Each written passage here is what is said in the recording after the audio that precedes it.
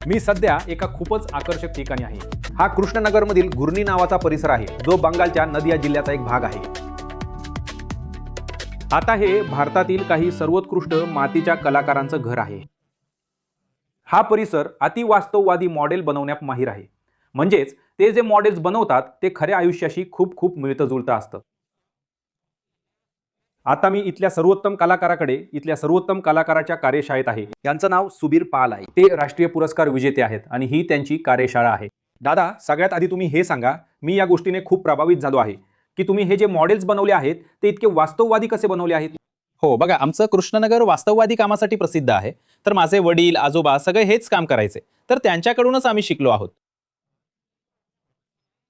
हे असं आहे की आम्ही विचार करतो की लोकांचं जे खरं आयुष्य आहे ते आम्हाला दाखवायचं आहे। त्यामुळे आम्ही प्रयत्न करतो की जितकं वास्तववादी करता येईल तितकं आम्ही करतो।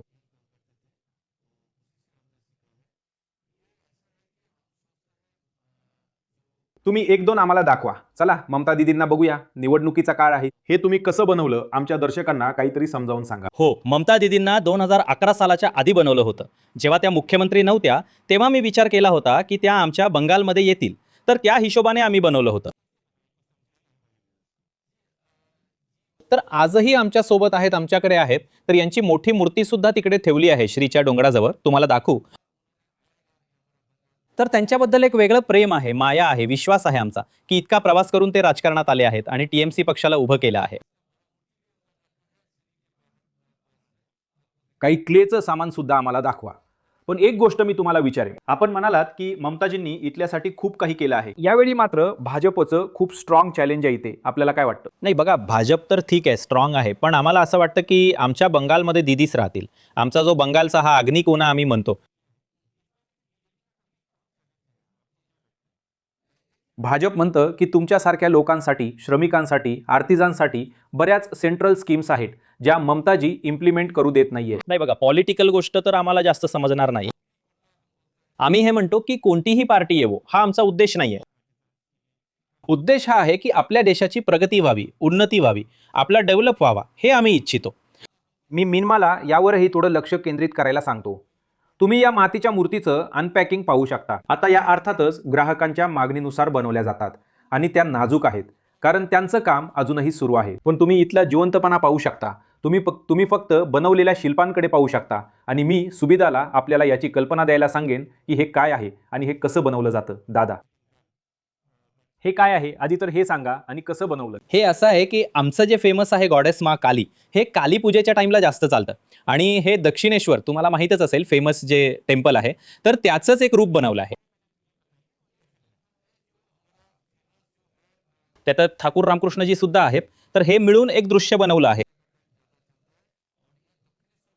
मला आता आपल्याकडून हे जाणून घ्यायचं आहे की आपण खूप वर्षापासून काम करतात, तुम्ही दुसऱ्या पिढीतले आहात। माझ्या मते तुमचे वडीलही हेच काम करत होते। आता आजकाल हे जे तुम्ही बनवता, मला खात्री आहे की हे खूप बारीक तांत्रिक काम आहे।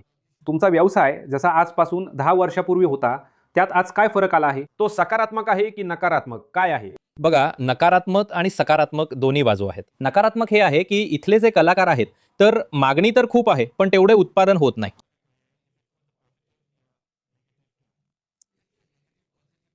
मागणीनुसार उत्पादन होत नाही, म्हणून इथे शिकण्यासाठी कोणतीही शाळा, कॉलेज वगैरे नाही। कुठून शिकणार?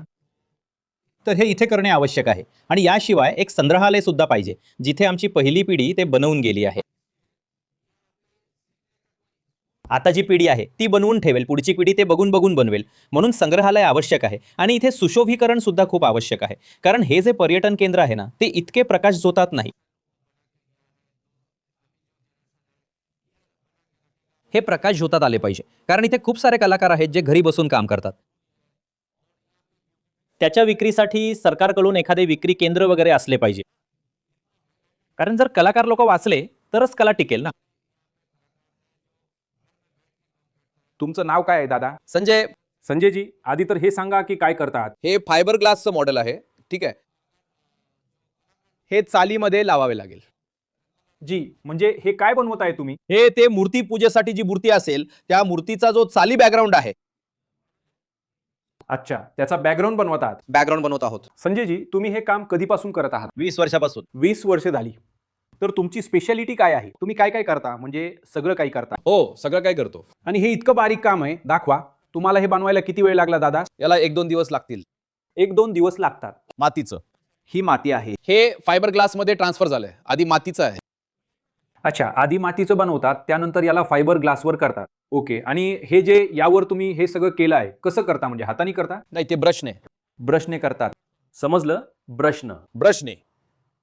तर शाहरुख खान, मन्ना डे आणि अमिताभ बच्चन आणि इतकी शिल्प, इतक्या मूर्ती इथे सुबीरदा यांच्याकडून हे सगळं कसं घडतंय, कसं आकार घेतंय हे समजून घेणं खूपच आकर्षक होतं. आणि सरते शेवटी जर अशा व्यवसायांची भरभराट झाली आणि त्यांना अधिक प्रसिद्धी आणि अधिक फायदा मिळाला, तर मला वाटतं की हे केवळ भारतातच नाही तर आंतरराष्ट्रीय स्तरावरही अधिक चांगल्या प्रकारे प्रदर्शित केले जाऊ शकते.